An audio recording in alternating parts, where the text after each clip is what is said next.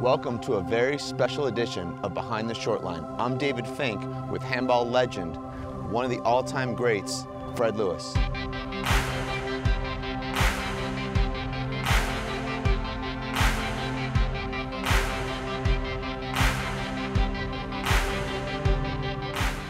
I'm thrilled to have a chance to talk to you here at beautiful Clark Park in Tucson, Arizona. Let's start from the beginning. What was your start in handball? I know that you're from New York. How'd you get started? Well, my dad got me into handball. My dad was a pretty good New York one-wall player, and grew up at a place called Castle Hill Beach Club, where handball was one of the major sports. There were 32 one-wall courts, 3 four-wall courts, and the club was very promotion-minded in terms of activities. And so every summer, we had one-wall tournaments, we had four-wall tournaments, and it was very, very competitive. And a bunch of the kids that I grew up playing with eventually became pretty good adult handball players, and traveled to tournaments and whatnot. So it was a great beginning, a great place to get started. I know you mentioned that you played in your first tournament when you were 8 years old, and I don't think you've stopped playing since. Well, it's in my blood. I guess it's in the genes more than anything, because both my parents were very competitive people, and so the fire, it still burns. It burns brightly. The only thing holding me back now are injuries, where I can't do some of the things I used to do, and it's frustrating. But the bottom line is I continue playing in tournaments, and I want to do it for as long as I can. You started handball around the age of 8, maybe even younger. You're still playing now in your 70s. What is it that fascinates you about this sport? More than anything, it's fun. The pandemic started, and our courts were closed down, and so we got creative at the Tucson Racket Club. There was a wall outside by the tennis courts where the tennis players would use it as a backboard to hit. And so we started playing out there, and 4 guys went out there, and of course we were using the big ball and playing one-wall rules. And they kept accusing me of making rules up, as I went along. But, I grew up playing one wall. I knew the rules. And most importantly, I knew how to block. Blocking is legal in one wall. So, taught these guys how to play one wall. And now, we're out there 3-4 times a week playing big ball one wall until such time we'll start transitioning back over to playing four wall. You mentioned the Castle Hill Beach Club, one wall and four wall. How much do you think that helped your development to be able to play both? Oh, tremendous. Mainly because it was great competition. Got to watch a lot of the adults play when I was a kid, and learned a lot from my dad and some of the other folks that played. And every year the management of the club would invite some of the top nationally ranked players to come up and play exhibitions, like Vic Hershkowitz and the Obert brothers. And so, I got to see them play, when I was younger. And, again, because of the fact that they held tournaments, we were competitive. We were competitive kids. We played to win. And, as a result, the tournament experience becomes reinforced. And so later on, when I became an adult or an older teenager, I had an opportunity to start traveling to tournaments outside of the city that I was living in, and took advantage of it.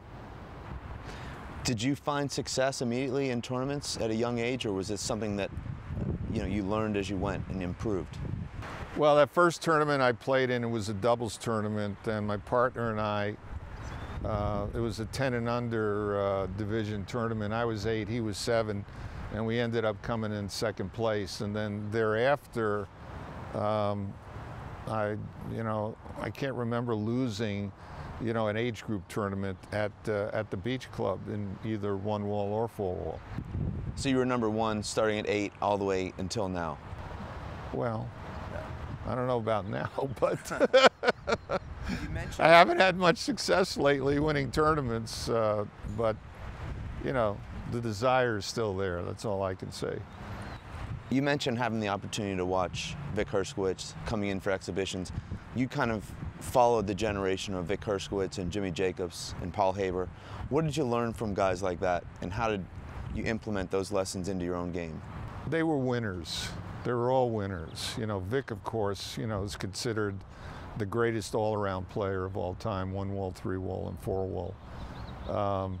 The thing, you know, that was most impressive when I was young was the fact that they were ambidextrous. You know, the people that my dad played against at Castle Hill, you know, they had purely defensive opposite hands.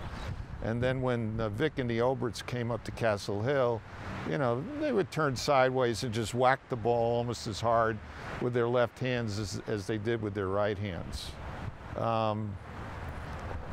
Watching Paul Haber for the first time was at a tournament at the Nationals. It was in 1969 at the University of Texas. And I'd heard a lot about Paul, and I watched him win that tournament, and I just fell in love with his game because he had the control. He moved everybody around the court. He had the ceiling ball that just dropped dead, you know, back in the left-hand corner. And, you know, right then and there I said to myself, you know, I want to be able to play that way, to be able to, you know, basically dominate players by moving them around. Of course, you know, I didn't have the control that Paul had on the ceiling, but, you know, I was able to do other things that allowed me to, what I call keeping the pressure on the opponents. You mentioned developing that control. You're known as Steady Freddy, so you kind of carried on that tradition that you admired from Paul Haber. You developed that incredible V pass that would just send your opponent scrambling into the backcourt, often gasping for air, and that natural power serve to the left that hopped into the left side wall. How did you develop those shots and make them so consistent?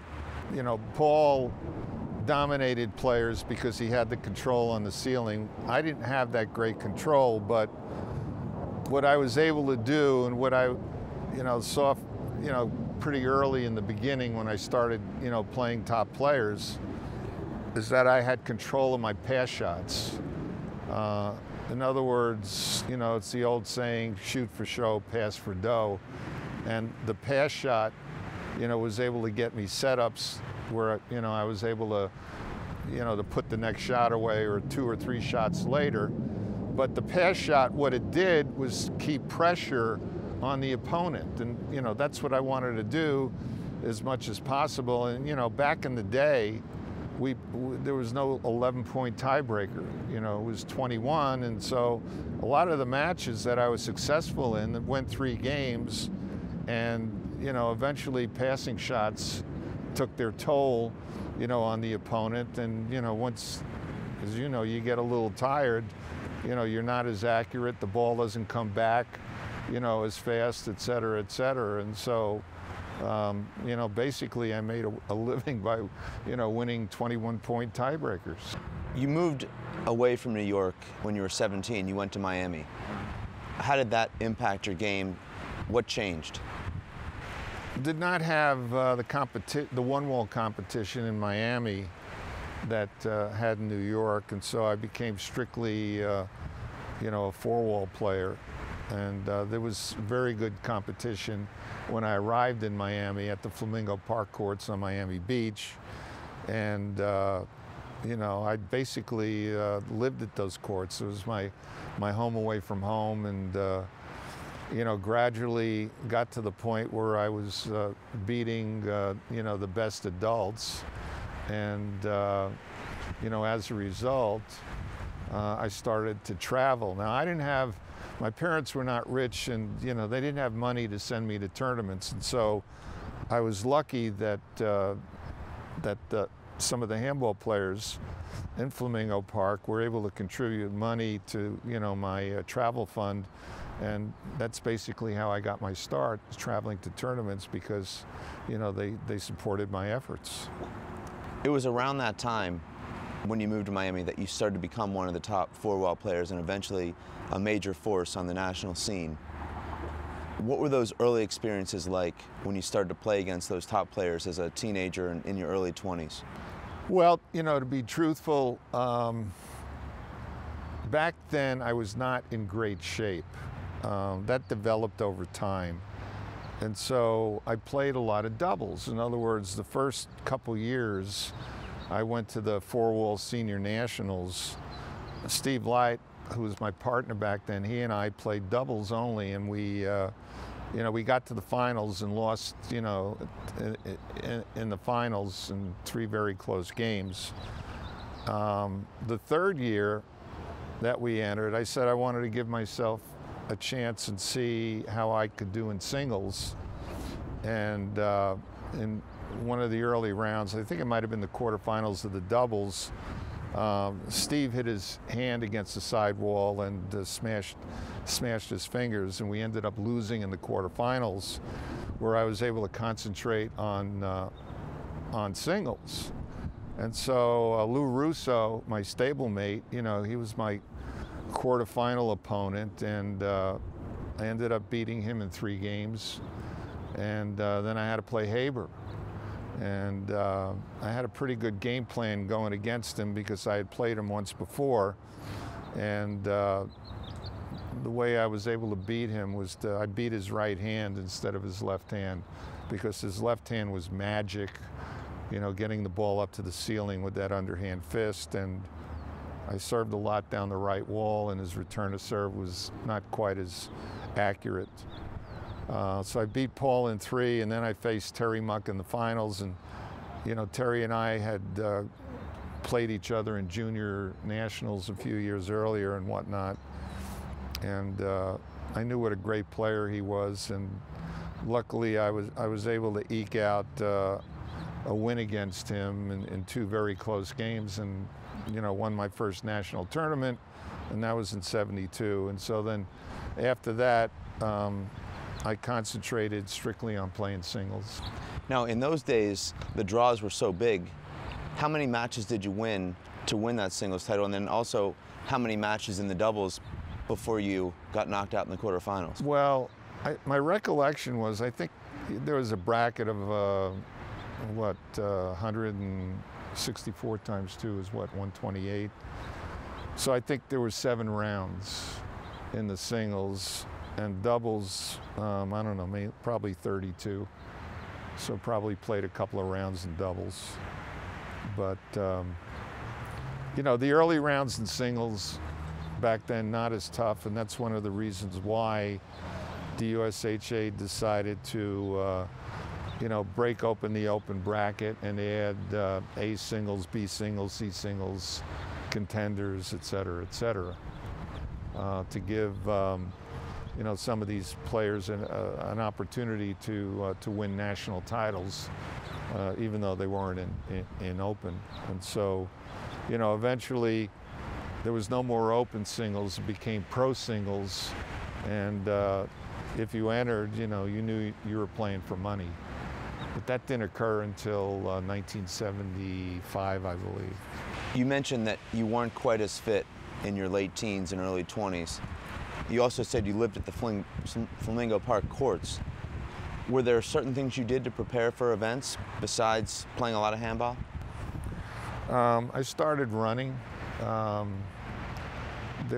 Flamingo Park, there was a track. It was a quarter-mile track, and eventually, a couple hours after I ate dinner at night, I'd go down the track and run 3 miles. And I think it was a combination of the running and playing a lot of handball, spending 3-4 hours a day down at the courts, playing in the hot sun, challenging myself, playing 2 against 1, playing guys that had paddles in their hands and whatnot, and could run me all over the court and whatnot. And that's what I wanted. I wanted the challenge. I wanted to, to be able to play practice matches as hard or harder than anything that I would ever see in a singles tournament. You won your first nationals in 1972. The Pro Tour started in 1973, I believe inviting the top 8 players from the previous year's nationals. How did the Pro Tour change your approach to handball and change your mentality? Well, you know, it was a time in my life where I got out of grad school in 1972 with a degree in education, physical education, and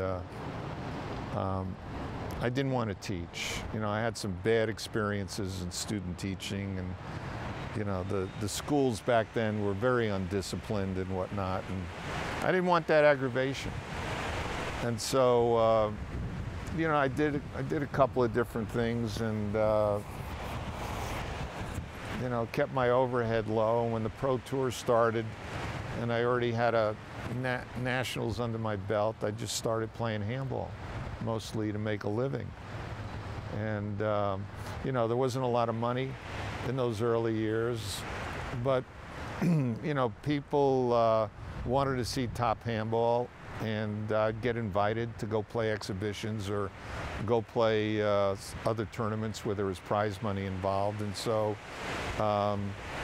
you know, it became my primary source of income. And so, you know, that was the motivation to continue playing. And then, you know, once I got to the top, I liked it so much, you know, I didn't want to lose it. And I've mentioned this story before, but after I won the first one, my coach Bob Davidson and I were traveling back to Miami from Seattle, and we were on the airplane, and he bought me a drink, and it went right to my head. And he said to me, "Do you realize what you just did?" And I said, "Yeah, I just won the nationals." He said, "No, stupid. You just put the biggest bullseye on your back. All these guys are coming after you now. What are you going to do about it?" In other words, he raised the bar. You know, he bought me the drink to make me feel good for an instant, and then, you know, he wanted me to realize that if you like this feeling, you're going to have to work and work hard, because the competition back then was just incredible. You know, you mentioned that first pro stop in 1973, 8 guys, every match went 3 games. That's how even the competition was. And so when you're, you know, hanging out with very competitive guys, and, you know, everybody's got the same goal, it's very difficult to become complacent. And so I just try to keep the edge. You mentioned that competition and those 8 guys all being so even. Did you have a guy, maybe before Nadia Alvarado Sr., who stood out as your toughest rival, or 2 or 3 guys? Well, he wasn't part of the initial, but I played Dennis Hoflander 3 years in a row in the finals, and he was a very tough guy to solve because he had such a great left hand. You know, any ball within his reach, you know, that came up, he turned sideways and just, you know, ripped kill shots, you know, down the line with his left hand and whatnot. And so, you know, Dennis was my main rival. Stuffy Singer was very, very tough to beat for me. He and I, you know, had similar philosophies because he liked to move the ball around a lot also, and he had a very good left hand. Russo and I had, you know, a lot of close matches, very, very close matches. And, you know, Terry Muck at that time was the fastest handball player, fastest guy around. And so if you didn't roll a ball out on him, if it came up a little bit, you know, he was on top of it so much, so, you know, so quickly. And, you know, when I played Terry, I probably hit more pass shots against him than anybody else, just because I was afraid, you know, to shoot the ball because he was so quick picking it up. And so I would just keep driving and driving and driving. But yeah, the players back then, all incredible athletes, very tough to beat. Did you find when you were hitting all those pass shots and extending rallies that it was you that was getting tired, or you felt fit enough that you could keep doing that? No, no. I got to the point where I did not get tired. And when you walk in the court and you know that you're in super shape, that's a tremendous advantage because you don't have to get desperate. You don't have to force shots. And so, you know, we talk about steady Freddy. I didn't make a lot of unforced errors because, you know, I could keep rallies going, you know, and I relished the fact that, you know, I was in such good shape and, you know, was able to use that to my benefit. Well, you mentioned Dennis Hoflander, and there's that famous match that you and he played in Las Vegas in the finals of the Nationals, 4 hours long. So many people still talk about that match today. How can you describe a match like that? Well, it shouldn't have gone 4 hours. I blew the first game. I think I was up on him like 19-12, and I ended up losing 21-19. And then we were just going toe-to-toe, and you know, I was lucky to win the second game 21-20, and then the third game we just went toe-to-toe, and then it got to 17, and then all of a sudden I just felt Dennis was starting to fizzle out. And after 3 hours and 57 minutes. Yeah. You know, it was an incredible match, and I just remember going up to my room at the Tropicana, turned on the shower. I was so tired I couldn't even stand up. I just sat down and let the water drizzle all over me. That's how tired I was. Did Dennis ever win a Nationals? No. So he held match point against you in that match and didn't get it and never won one. That's correct. He was runner-up 3 times. We have to talk about your Nationals record. 10 years in a row you were in the finals. You won 6. What was your most memorable Nationals match? I'm assuming it was a final, but maybe not. There was a couple of them, but you know, the last one when I played Nadi Alvarado in the finals in '81, and he had already won 3 Nationals, and he beat me the first game, and I remember leaving the court. I was so angry at the way I was playing, and then I just went back in the court. I just had an incredible run, you know. Forget the pass shots. I started, you know, shooting the ball, and the percentages were so high that I was able to beat him 2-1 in the second and third game. And so, you know, that's the one that I cherish a lot. I cherish the 4-hour match against Dennis, and, you know, the first one, of course, was super special. You had so much success, so much winning, but you were in 10 national finals in a row. Was there a moment that was the most disappointing for you on the court, whether it was in the Nationals or at another event? Losing in '79, the Nationals were at my home court in Coral Gables, Florida. And I started out against Nadi. I had him 10-zip. And I ended up losing 21-20. And then he beat me handily the second game. And that was disappointing because it was in front of, you know, a lot of my hometown friends and family. Do you find that puts more pressure on you to play on your home courts, or do you think that's an advantage? No, I didn't feel, you know, any different. The court that we played on in Coral Gables was very tough because it was 3-wall glass. Very, very tough. And the first game, I remember shooting the ball really well, and then I think I got a little too conservative. You know, and I felt the momentum starting to change. I felt like I had him on the ropes the first game and let him off the hook. You mentioned you were upset at the way you were playing in the match that you beat Nadi 21-2, 21. Was ever a time when your frustration cost you a match, or you know, it hindered your ability to play your style? I don't recall. I wouldn't think so. No, I don't recall. You know, I kind of prided myself on being able to stay focused, you know, in the court. And I can remember maybe once or twice getting upset at the referee. That happened in the finals against Dennis in '74 because I felt like the referee wasn't concentrating, you know, on the game. I'm not going to mention his name. We don't mention names here. And so I looked up at him and I yelled at him and I said, "Will you pay attention to what's going on?" And so I didn't get a technical. You played Paul Haber for the first time and you had a strategy to play more to his right hand. Yeah. You talked about Dennis's amazing left ability to turn sideways. Did you go into every big match with a different game plan based on who you were playing? Yes, yeah, yeah. You know, because everybody, the thing that Davidson taught me was that, you know, every guy you play is a puzzle and you have to solve that puzzle. So, you know, had a certain strategy against guys, you know, like I mentioned with Terry Muck. Keep him out of the front court, you know. If he's going to shoot the ball, let him shoot from deep court, you know, and hope he misses or you get to re-kill the ball. I can remember one time playing Haber at a pro stop, and he and I were chasing each other all over the court.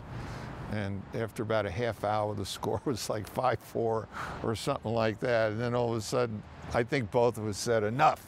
You know, we started shooting the ball more and whatnot. Yeah, so everybody's different.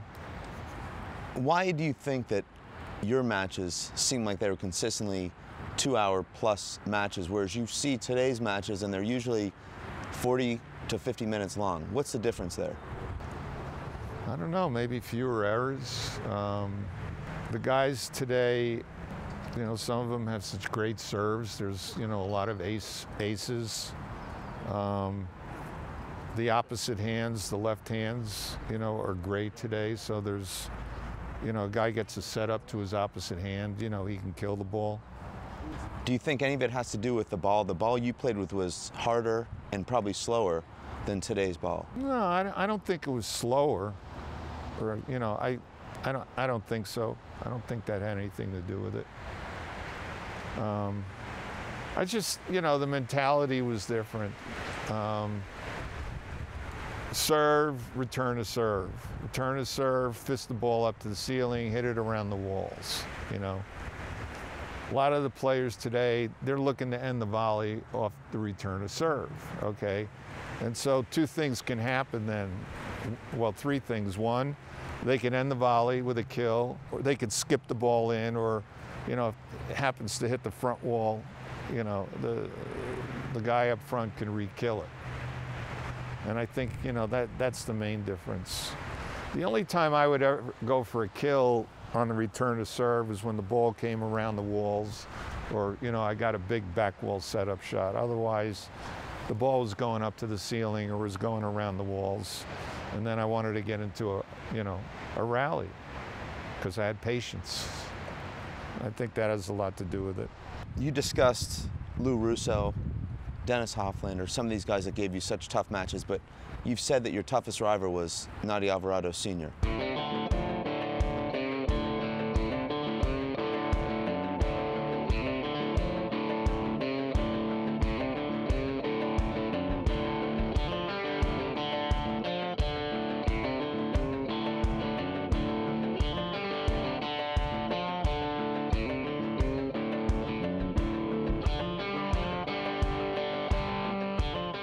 What made El Gato so tough? Speed, fleetness of foot, the ability to get in position and create an offensive shot, and that's what he did so well.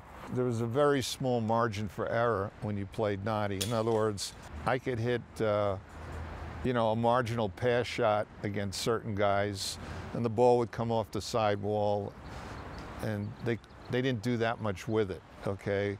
But with Nadi, his quickness allowed him to get back there, get in position, spread out, and then, you know, kill the ball, okay? So that had a lot to do with it.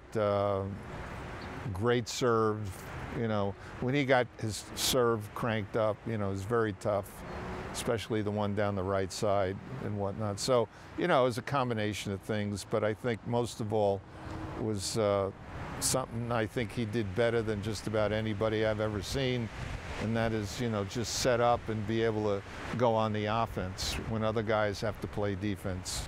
Is there anybody you would compare to Nadi Sr. today or in previous generations?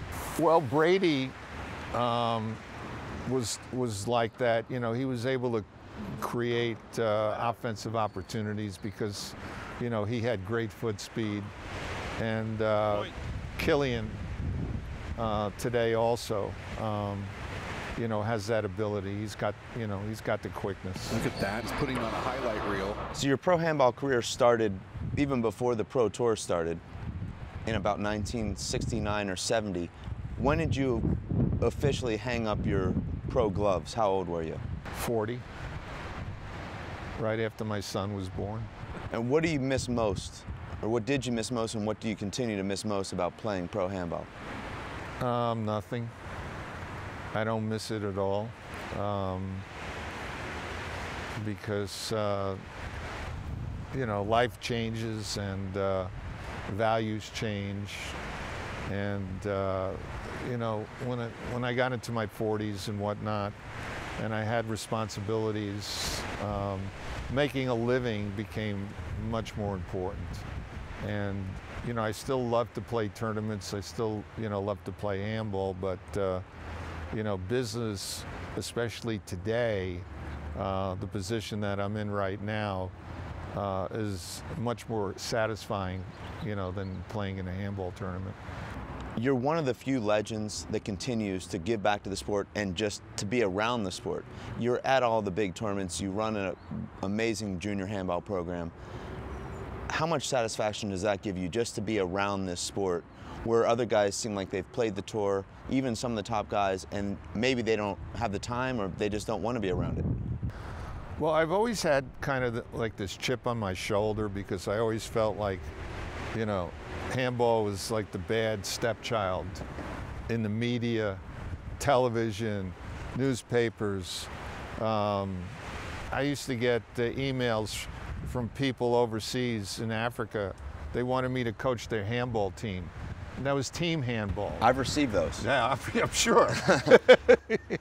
You know, and so we who play handball, we know what a great game it is, you know, what it takes and whatnot. So, you know, I always wanted to give back to the game with the hopes of handball becoming more well-known and whatnot. And, you know, there were a couple ways to do that, you know, serving on boards, and then, you know, starting kids programs and getting more kids to play. And, you know, I love the game, and, you know, I'd like to see the game, you know, prosper and continue being great.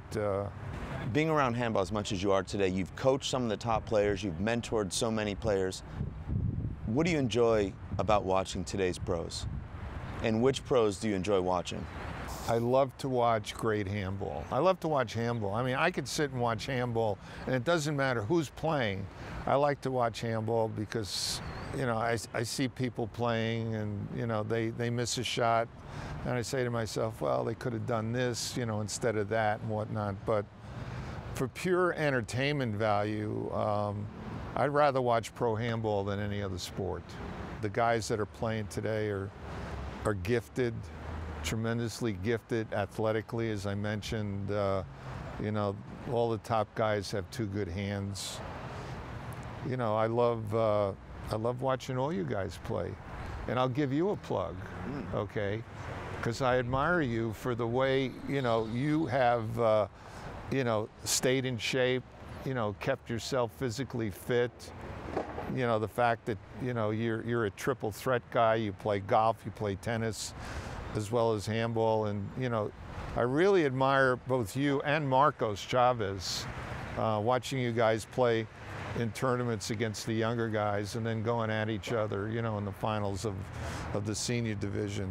So that, you know, that's a great treat for me, given the fact that, you know, I played until I was 40, so anybody who's over 40 and is playing now, you know, I greatly admire. But, you know, I love watching Brady play, you know, whenever I got a chance to see him at the Nationals. And I love watching Killian play today.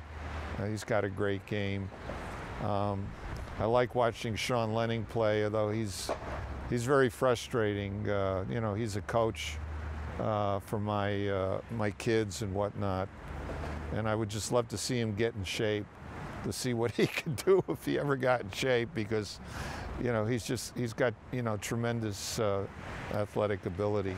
I like the Cordovas. You know, it's great to see two brothers. You know, we've never had two brothers in the top 8 before, you know, like those two guys. And, you know, when the Irish guys come over here, I love, you know, watching them play. Robbie has a great game. You know, I really admire his game and whatnot. So, even though I can't compete with these guys, I love watching them play. It sounds like you love watching just about all the top players, which is great. And I know it means so much to all the top players to have you sitting there watching them. Very special feeling. Well, it's great entertainment. It's too bad the rest of the world has not discovered pro handball. You mentioned all these top players you enjoy watching, and we talked about your rivalries with Hoflander and Russo and Stuffy Singer and Noddy Sr., and I know there were so many more, but is there a rivalry you enjoy watching most today, either on the men's, the race for 8, or the women's race for 8? You know, anytime Killian's on the court, he's great entertainment. He really is. Oh my gosh, he's And there. he does it with that right there. He gets right back up. I enjoyed watching him beat Brady a few years ago in the finals of the Nationals. I also like watching good doubles. To me, doubles is more exciting than singles, you know, just because you got 4 players in there, and you know, it's very, very tough to score points when you got, you know, you got both guys covering the sides. Could you talk a little bit more about the Fred Lewis Foundation? You just had a tournament on these beautiful courts at Clark Park behind us a few days ago. 28 kids, I'd say between the age of 7 and 16. Talk about what that's meant to you and to the sport. I was inspired to coach kids by my father and my old coach, Bob Davidson. You know, even when I was younger and living in Florida, I liked helping out some of the younger kids, you know, that were coming up, that were playing handball. You know, had the opportunity to co-found an organization called Yes to Kids 20 plus years ago. And then, you know, basically in 2005, 2006, you know, I pretty much took it over. And then when Abraham Montillo got a job working out at Freedom Park, he started his own little program there and got the local kids in the neighborhood to start playing. And he said to me, why don't we just merge the 2 programs? You think you bring these kids to the racket club? And I said, yeah, sure. And so, you know, it just mushroomed, you know, and it got bigger and bigger. And Abe, being the type of person that he is, you know, became more assertive and more aggressive. And, you know, we approached Tucson Parks and Recreation some years ago about getting handball into their summer Kidco programs. And, you know, Abe stepped up and was teaching handball at, you know, 4 of the campsites here at the local parks. And from there, he was able to recruit kids to come and join our practices. So the reality of it is today, Abe runs the program. You know, I support Abe. You know, I go out and raise the monies to support the activities of the program so the kids, you know, can travel and whatnot. But right now, Abe really is the brains, you know, behind what goes on, and, you know, the coaching and the recruiting of the kids. And, you know, that's the reality of it. So let's shift gears here in this last segment of Behind the Short Line, and we're going to play word association. One word or phrase that comes to your mind with these names. Paul Brady. Great, tremendous. Katrina Casey. Great for the game. Dave Vincent.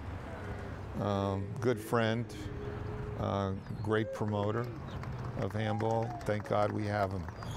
Sean Lenning. Sean Lenning. One word.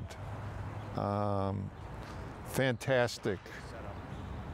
Should win a lot more than he does. Race for 8 tour. the salvation of handball. Toddy Silvera.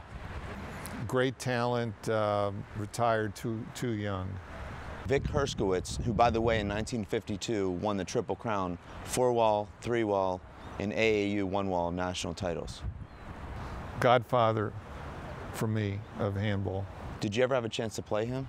Yeah. You want to hear a great story? I do. 1970, Steve Lott and I lost in the finals of the doubles to Ruby and Carl Obert. The score was 21-19, third game. And so we got an invitation to play at the New York AC, which was following, you know, the Nationals. And so we get up to New York, and Ruby and Carl was seated first. We were seated second, all right? And so Vic, who was in his 50s at the time, and Oscar, who was in his 40s at the time and had a bad back, teamed up to play in the tournament. And so they put them against Steve Lott and I in the first round. And so we get on the court to warm up, you know, and there's like 300 guys up in the gallery, you know, and they're all screaming and banging on the walls, you know, for Vic and Oscar. And I think Steve and I got a little intimidated, and they ended up beating us. Pretty amazing for a 50-something-year-old guy to beat you, who was, you know, a national top 3 level player. Well, Vic still had the serve, and Oscar could still kill the ball, and that's what was happening. I forget how many points they scored. You know, they got the serve, and they must have scored 15 points in a row on the first serve, and it was so long that after we put Vic out, Oscar went to pick up the ball to serve, and the ref said, no, that was the first serve. That's how long it was. Jimmy Jacobs. Could have been the greatest if he played more tournaments. Right, between 1955 and 1969, he didn't lose one match, but he only played in 3 national singles and won some 3-wall and also some doubles. Yeah, well, you know, when he moved to New York and had the big fights, you know, that the business, I don't think handball became as important to him as that business, and he became a multi-millionaire because of it. Now, every historian of every sport wants to compare the guys from the previous generations. You don't. No, every generation has its great players. You cannot compare one generation to the next because the elements are different. You know, human beings are bigger, faster, stronger, you know, as the years go on. I will say this one thing about Jimmy.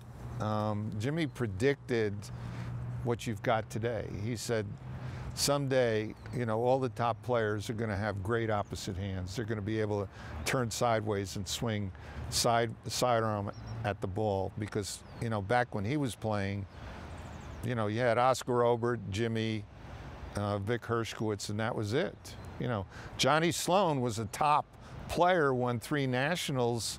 You know, he didn't have that sidearm left-hand power that those other guys had. Kenny Schneider, same way. You know, a lot of those players, and then eventually that's how the game evolved. Well, Fred, this has been truly an honor. What an amazing treat for me and for all the handball fans who are going to enjoy this. Fred, thank you so much. Thank you, David. Thanks for asking me, and keep playing. Okay.